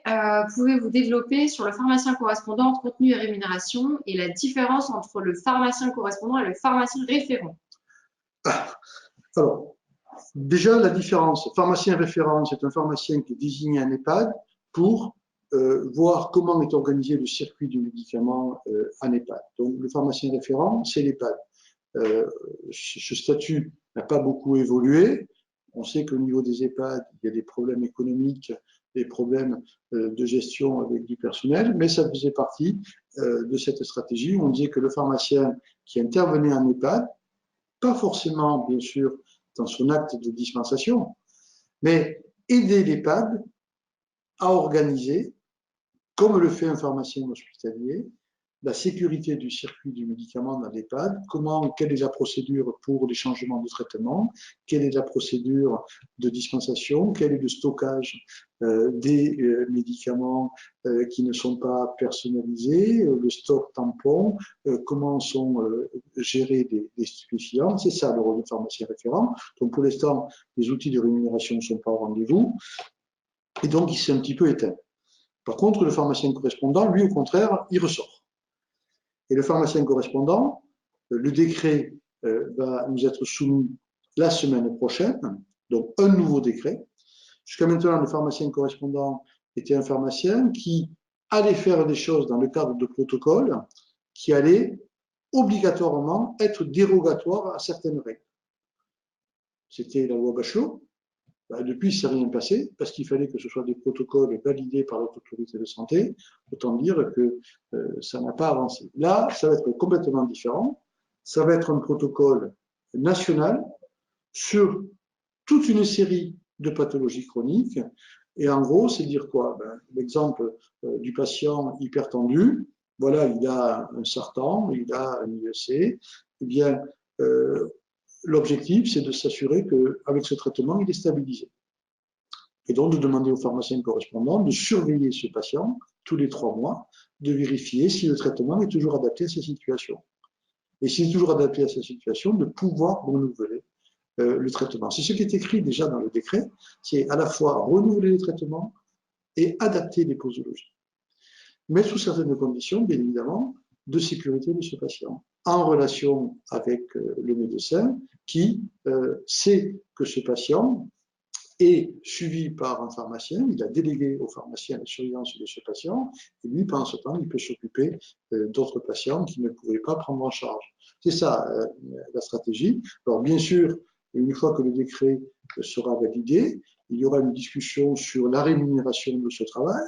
Est-ce que ce sera à l'acte? Ce sera certainement plutôt au parcours, un engagement sur un an avec une rémunération forfaitaire pour faire ce travail. Et cette discussion va démarrer courant 2020.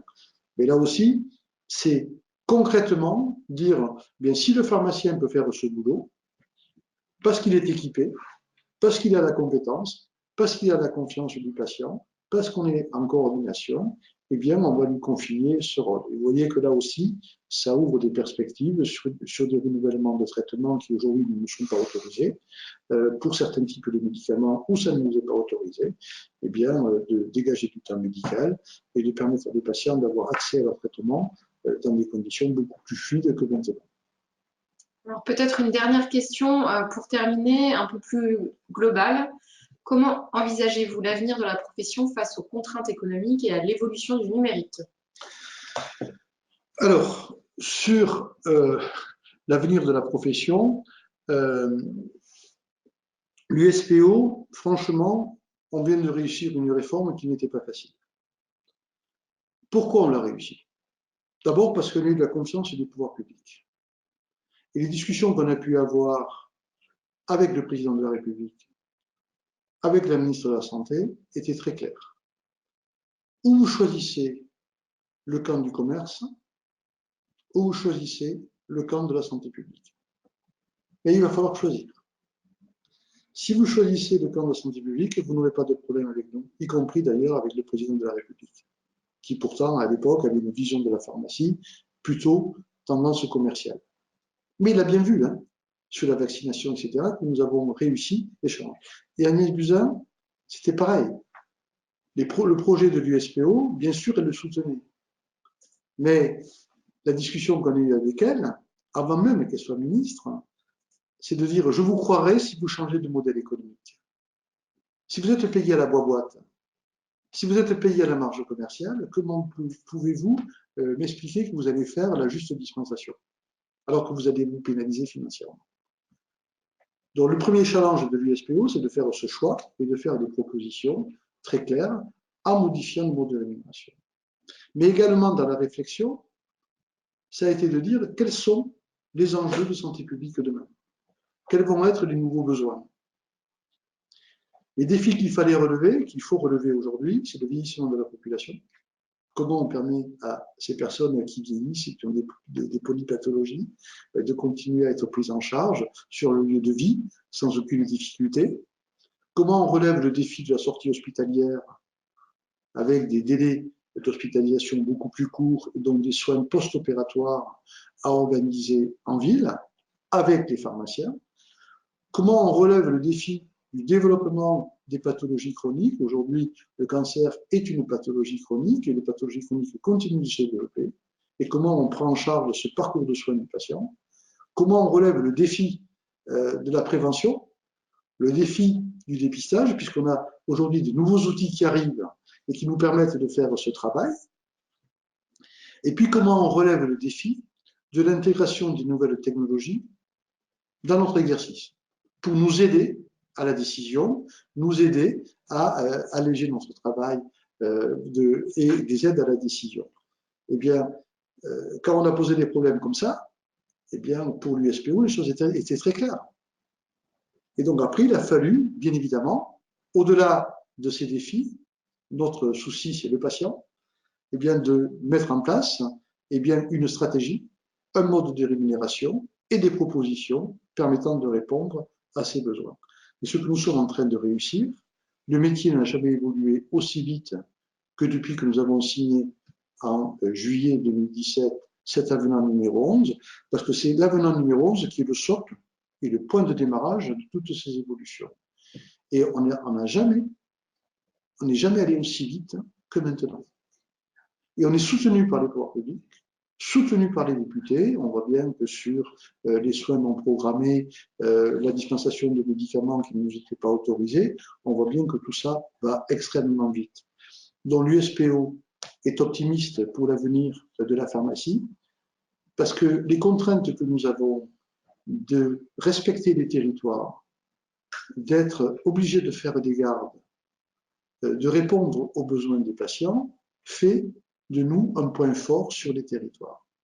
Et ce qui est intéressant également, c'est que quand on met en place cette évolution, en redonnant confiance sur l'économie de l'officine, en demandant au pouvoir public d'arrêter de nous prendre de l'argent, mais d'en injecter dans le réseau, parce que sinon on ne peut pas relever ces défis, c'est ce que nous avons réussi à faire.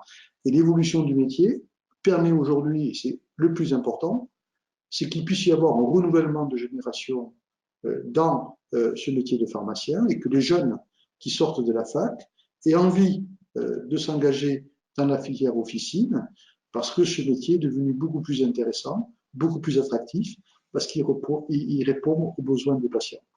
Donc oui, je suis optimiste pour la profession, oui, je suis optimiste pour notre avenir parce que nous avons mouillé la chemise pour ça, nous avons réussi à convaincre les pouvoirs publics de nous accompagner et de nous faire confiance dans cette évolution.